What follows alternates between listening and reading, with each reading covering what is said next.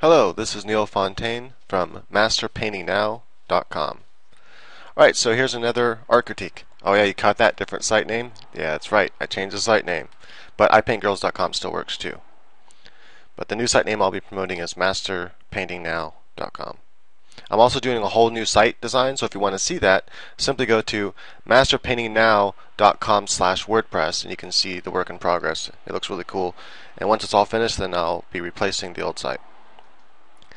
Alright, so let me go ahead and make a new file here to show you what is going to be critiqued today. The person wants to know how to bring depth into the image. And I thought it was kind of an interesting critique to do so.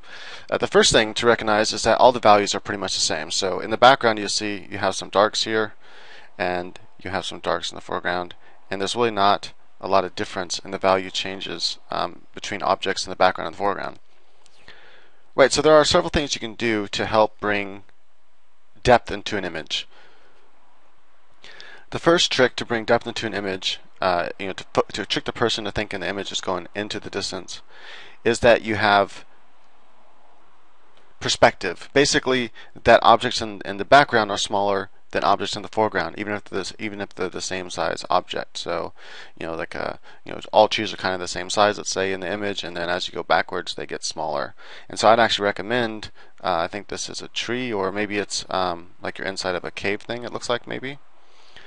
So in that case, maybe put something in here and repeat it back here. So maybe have a person here, like kind of staring out, and it'll add more interest to the image, I think, by having a person in there, and he's staring out looking at something. Maybe another person is out here and they're looking in, and so that would be kind of cool, and that would show more depth, the relation between those two objects. We can see they're relatively the same size, but they're smaller and bigger. Will add that depth.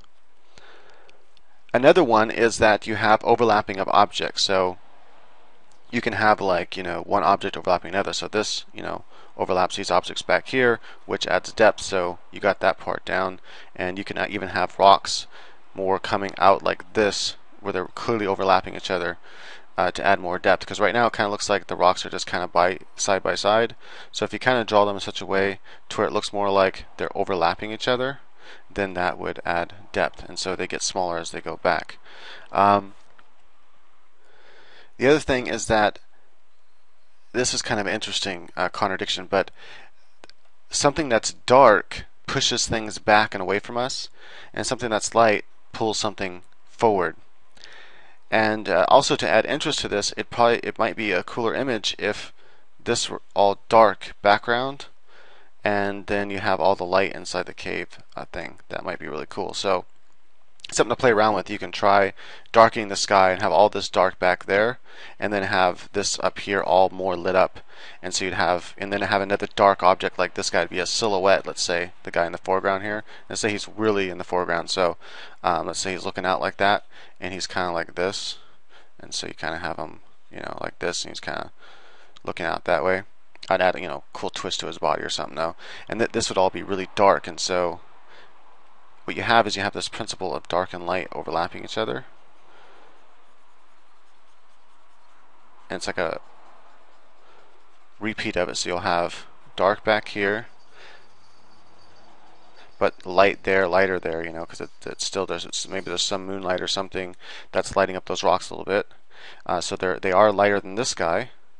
So you have dark, light, dark, and then have some darks in here, and then more big light spots where all this is really lit up, and all this down here is really lit up. You have this dark shadow here from this whole thing, something like that. And so that could be an interesting way to go about it, something to think about. And then you kind of have this almost like a skeleton face hidden in there, and then you'd have this other person back here, and they'd be more lit up, let's say, than this person or something. And so you have this dark light overlapping each other. It's kind of a cool way to go.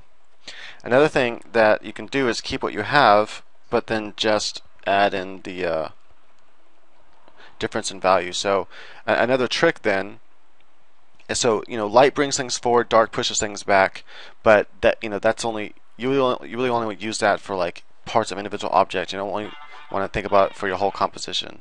So you could keep it the way it is here, but then since this is all closer to us, let's pump up the contrast. So basically the next trick is things that are closer to us have more contrast. Contrast means the darks are darker and the lights are lighter than the objects in the background. So you can see here the contrast is about the same between these objects back here and these objects up here. They're about the same. So you want to pump up all this right here. And let's go ahead and just get a soft light brush.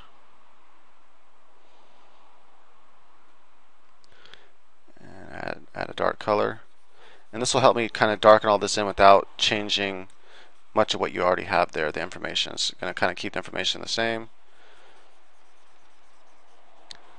like so, and bump up the lighting. Of course, you need I think a darker shadow, and I think the shadow is going to be shaped more like this. You have it darker over there as it lighter as it comes out. I want to darken up all that up there, actually, that much. That's not, I was only trying to have the shadow. And I'd go a little bit darker, so something like this. And keep in mind when I'm doing this, it's very quick advice, so I'm not like taking the time to really paint. And so now you can see the depth has changed a lot. And then I would go ahead and add in this figure up here, and I'd make him like a silhouette, so that you have him, because there's a lot of light around him, so if he's the same kind of light, he's not going to stick out much. Now you could probably give him a a highlight rim light here, so all along his body right here. And this arm comes down. I just didn't finish drawing it. Whatever. You get the idea. Just trying to give advice quickly, something like that. So now he really looks like he's there. And then you can have another person back here that's they're not going to have the obviously the same size. They're going to be smaller, and not only are they going to be smaller, but they're not going to be as dark either. They'll be back there like that, and then they might have a little bit of rim lighting back here like this. Okay, so that person's back there, and this adds this depth. And I would also change, like I said, the shape of the man, that he's actually doing something interesting. Change his pose to make it a little bit more interesting than just kind of standing there. You could even, his head's obviously not supposed to be that big. You can make him have, that could be girl's hair or something. Anyway, I think this in itself adds a tremendous amount of depth already. It really changes, and so that's really what you want to do then is things that are in the foreground more have higher contrast than things in the background, and you can add a couple more objects in there to make it look like it's creating more depth. You're just trying to trick the eye into believing there's more depth there. Also, I would just darken some of this grass, not all of it around him too much, but some of this stuff would be darker. I would make the water darker up here and then kind of fade that way and get lighter as it goes out that way. And then of course boost up the contrast difference here, so you'll have some brighter parts on this part of the water, some brighter sheens than you would back there. And then finally, all the lights in the background should be, I would go with this rule, kind of make them lighter than the light up here, and so just kind of darken everything in the background a little bit. Let's go with multiply instead. So there are still lights back there in the background, but the lights are not as contrasty as up here. And so I think that's pretty cool, and it adds a lot of depth to the image. But you could probably repeat one light, and that would be the sun. You can make it pretty bright. Oops. And so you kind of have this overlapping of the colors again. And so there you have it. Just think about, as objects get closer to you, they get more contrasty. When things get farther away, they have less contrast. And you can also maybe add a little bit of atmosphere to the rocks, and then I would overlap the rocks more, try to make them look more overlapped. Alright, I hope this helps. Thank you for watching. Again, visit my website for tons of more free tutorials, and stay tuned for the new site, which will make it much easier to access everything, and it's going to look much nicer. If you want to get a preview of that, just check the links in the description. Appreciate it. Oh, and please subscribe and rate the video and leave a comment if you want. Appreciate it.